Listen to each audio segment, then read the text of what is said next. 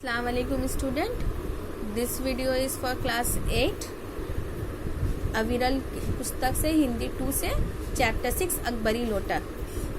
ये वीडियो का पार्ट 2 है, इस चैप्टर का पार्ट 2 है।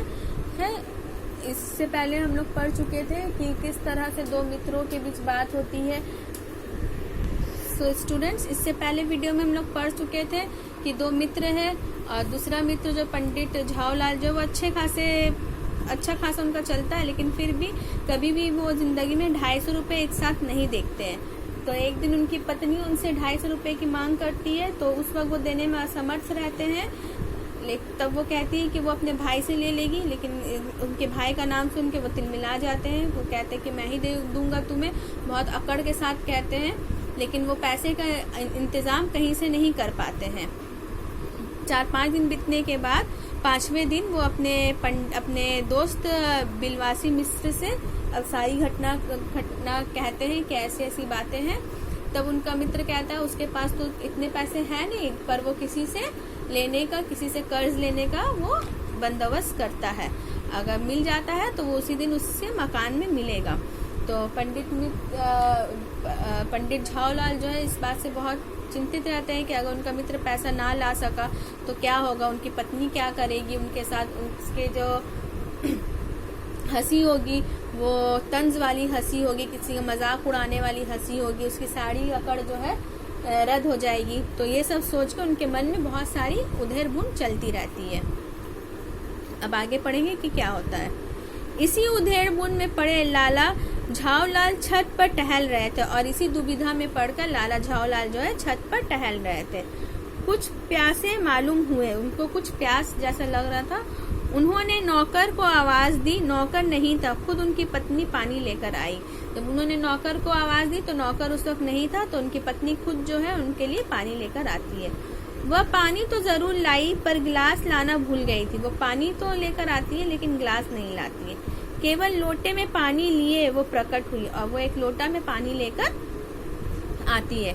फिर लोटा भी संयोग से वह अपने बेढंगी सूरत के कारण लाला झावलाल को सदा से नापसंद था। और वो लोटा भी, जिस लोटे में वो पानी लाती है, इत्तेफाक से वो लोटा भी अपनी बेढंगी सूरत की वजह से, बहुत बेढंगा लोटा था, उसकी वजह से लाला झावलाल को वो पसंद नहीं था तो नया, 1-2 साल का ही बना, पर कुछ ऐसी गड़न उससे उस लोटे की थी कि उसका बाप डमरू और माँ चिलमिला रही हो। और था ज्यादा पुराना नहीं, 1-2 साल ही पुराना था, लेकिन उसमें कुछ ऐसा बना हुआ था जिससे उसको वो पसंद नहीं था। उसको ऐसा लगता था देख के कि उसका बाप डमरू और उसकी माँ चिलम रही हो। लाला ने लोटा ले लिया, बोले कुछ नहीं, अपनी पत्नी का अदब मानते थे। लाला उनसे लोटा ले लेते हैं, वो उससे कुछ कहते नहीं है, वो अपनी पत्नी की काफी इज्जत करते थे। मनाना ही चाहिए, इसी को सभ्यता कहते हैं, और वो अपनी पत्नी की इज्जत करना ही सबको चाहिए, और यही एक सभ्य पुरुष का निशानी है। एक कल्चर्ड इंसान का यही निशानी है कि वह अपनी पत्नी की भी इज्जत करे। जो पति अपनी पत्नी का ना हुआ वो पति कैसा, और जो पति अपनी पत्नी का ना हुआ तो वो पति ही कैसा। फिर उन्होंने ये भी सोचा कि लोटे में पानी दे तब भी गनीमत है, अभी अगर चू कर देता हूँ तभी तो बाल्टी में भोजन मिलेगा। वो फिर ये भी सोचने लगे कि लोटे में पानी दे तो भी गनीमत है, अगर अभी वो जरा सा चू भी कर देते हैं तो फिर उसको खाना क्या है, बाल्टी में उसको खाना मिलेगा। तब क्या करना बाकी रह जाएगा, तब वो सोचता है कि तब क्या करना बाकी रह जाएगा। लाला अपना गुस्सा पीकर पानी पीने लगे, और लाला अपना गुस्सा को बर्दाश्त करते हुए, अपने गुस्से पे कंट्रोल करते हुए पानी पीने लगे। उस समय वे छत में मुंडेर के पास ही खड़े थे, और उस समय वो छत के मुंडेर के पास ही खड़े थे। जिन बुजुर्गों ने पानी पीने के संबंध में ये नियम बनाए थे कि खड़े खड़े पानी ना पियो, सोते समय पानी ना पियो, दौड़ने के बाद पानी ना पियो, उन्होंने पता नहीं कब ये भी नियम बनाया या नहीं, कि छत की मुंडेर के पास खड़े होकर पानी ना पियो। और जो पुराने बुजुर्ग जो कहते हैं खड़े होकर पानी नहीं पीना चाहिए, सोते समय पानी नहीं पीना चाहिए, दौड़ने के बाद पानी नहीं पीना चाहिए, वो सोचने लगे कि क्या उन्होंने ऐसा भी कोई नियम बनाया होगा कि छत की मुंडेर पर खड़े होकर पानी नहीं पीना चाहिए। जान पड़ता है कि इस महत्वपूर्ण विषय पर उन लोगों ने कुछ नहीं कहा होगा, और उन्हें ऐसा लगता है कि ये इतना इम्पोर्टेंट बात पर पहले जमाने के कोई बड़े बुजुर्ग ऐसा नहीं कहे होंगे। लाला झाओलाल मुश्किल से 2-1 घूंट पी पाए होंगे कि ना जाने कैसे उनका हाथ हिल उठा और लोटा छूट गया। और लाला झाओलाल मुश्किल से 1-2 घूंट पानी पी पाए होंगे और पता नहीं कैसे उनका हाथ हिल गया और लोटा जो है उनके हाथों से छूट गया। लोटे ने दाएं देखा न बाएं, वे नीचे गली की ओर जा चल पड़ा और लोटा जो है इधर उधर बिना देखे ही वो लुढ़कता हुआ डायरेक्ट गली में चला गया। अपने वेग में उल्का को लज्जाता हुआ वो आंखों से ओझल हो गया और अपनी रफ्तार में उल्का टूटता तारा जो होता है उसको भी वो मात देता हुआ आंखों से वो ओझल हो गया। उसके आंखों से वो लाला झाओलाल की आंखों से वो कहीं दूर गिर गया। किसी जमीन में न्यूटन नाम के किसी खुराफाती ने पृथ्वी की आकर्षण शक्ति नाप की एक चीज इजाद की थी। किसी जमाने में न्यूटन नाम का जो था, न्यूटन जो साइंटिस्ट था, उन्होंने क्या खुराफाती दिमाग से इजाद किया था कि न्यूटन का 3rd लॉ है वो इजाद किया था कि पृथ्वी जो है हर चीज अपने तरफ खींचती है।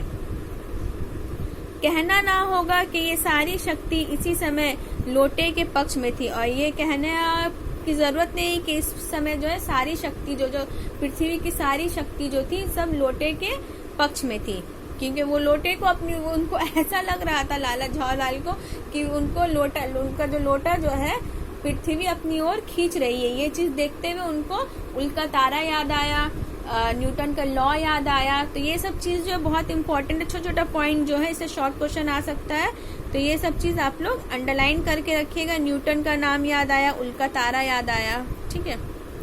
लाला को काटो तो बदन में खून नहीं, और लाला की ऐसी अवस्था हो गई थी कि काटो तो बदन में खून नहीं। ये मुहावरा है, जब इंसान बहुत ज्यादा डर जाता है तो टेंशन में जब रहता है तब ये कहावत ये मुहावरा कहा जाता है, काटो तो खून नहीं, मतलब इंसान बहुत ज्यादा डरा हुआ है। ऐसी चलती हुई गली में ऊंचे 3 मंजिले से भरे हुए लोटे का गिरना हंसी खेल नहीं, और ऐसी चलता फिरता गली में लोटे का 3 मंजिला से गिरना कोई हंसी की बात नहीं है। ये लोटा ना जाने किस अनाधिकारी के झोपड़े पर काशीवास का संदेश लेकर पहुंचेगा, और ना जाने ये जो लोटा गिरा है पता नहीं किसके झोपड़ी पर जाकर गिरेगा, किसी के सर पर गिरेगा, और वो इंसान जो है डायरेक्ट काशीवास मतलब डायरेक्ट मर जाएगा। वो इंसान अगर किसी के सर पर गिर गया तो किसी के लिए ये काशी पहुंचने का उसका संदेश है। कुछ हुआ भी ऐसा ही, और कुछ ऐसा ही हुआ उस वक्त। गली में जोर से हल्ला उठा, और गली में अचानक से जोर से हल्ला आवाज होने लगी, शोर होने लगा। लाला झाओलाल जब तक दौड़कर नीचे उतरते तब तक एक भारी भीड़ उनके आंगन में घुस गई, और जब तक लाला झाओलाल छत से उतरकर नीचे जाते तब तक उतनी देर में एक बहुत ज्यादा भीड़, बहुत ज्यादा लोग जो है उनके आंगन के अंदर आ गए।